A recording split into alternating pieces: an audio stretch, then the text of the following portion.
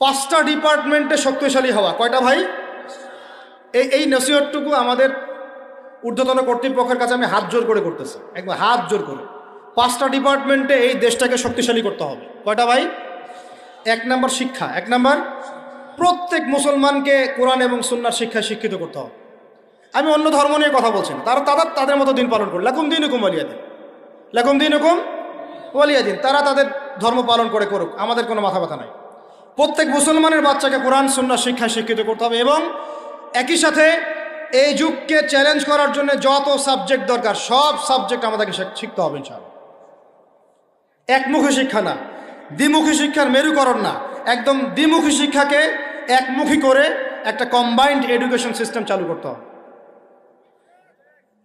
যদি আপনারা না পারেন আমাকে দায়িত্ব দেন, আমাদেরকে বলেন যে ভাই